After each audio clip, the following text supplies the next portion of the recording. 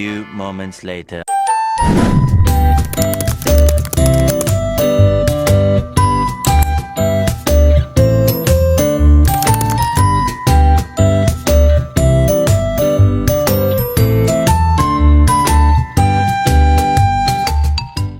Assalamualaikum warahmatullahi wabarakatuh. Alhamdulillahirrahmanirrahim. Wabihi nasta'inu ala umuri dunya waddin. Wassalatu wassalamu ala asrafil anbiya'i wal mursalin Sayyidina Muhammadin wa ala alihi wa sahbihi ajmain.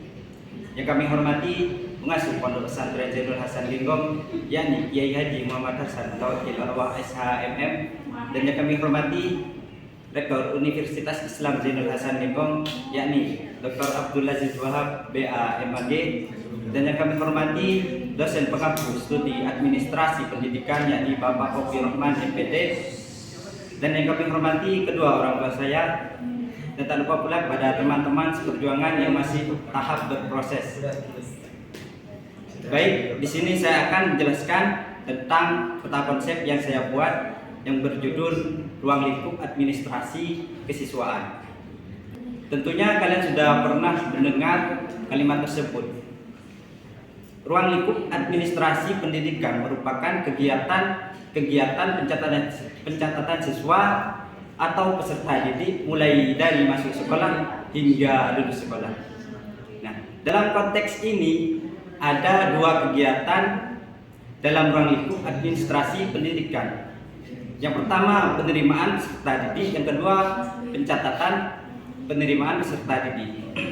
Mengacu pada yang pertama, penerimaan peserta didik, ada 4 poin penting di dalam penerimaan peserta didik.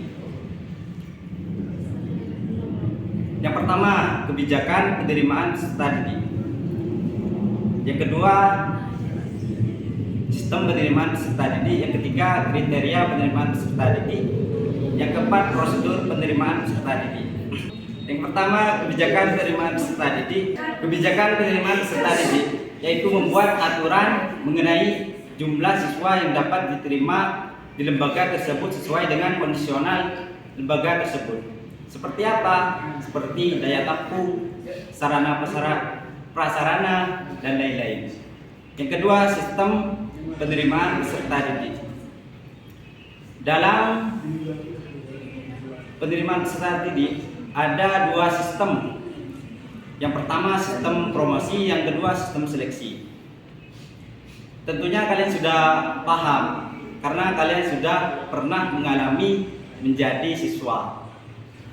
Yang ketiga, kriteria penerimaan peserta didik. Kriteria adalah patokan-patokan yang menentukan di mana siswa tersebut sudah diterima. Yang ketiga, yang keempat, prosedur. Prosedur ini meliputi beberapa aspek tertentu, yaitu pembentukan kepanitiaan penerimaan peserta didik. Yang kedua, rapat penerimaan peserta didik. Beralih ke pembahasan yang nomor 2, kegiatan penerimaan peserta didik. Pencatatan penerimaan peserta didik. Di sini ada 4 poin juga.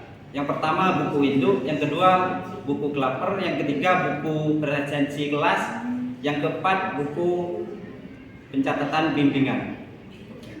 Buku induk ini digunakan untuk mencatat semua data anak yang pernah atau sedang mengikuti pembelajaran di lembaga tersebut.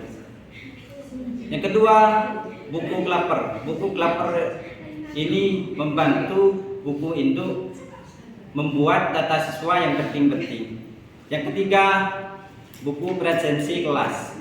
Tentunya kalian sudah pernah mendengar buku presensi kelas. Buku presensi kelas diisi setiap hari guna untuk mencatat daftar hadir siswa yang sedang berlangsung di lembaga tersebut. Yang keempat, buku pencatatan bimbingan. Buku ini mencatat semua data yang meminta bimbingan dan yang telah mengikuti bimbingan. Cukup sekian dari kami, kurang lebihnya mohon maaf. Wassalamualaikum warahmatullahi wabarakatuh.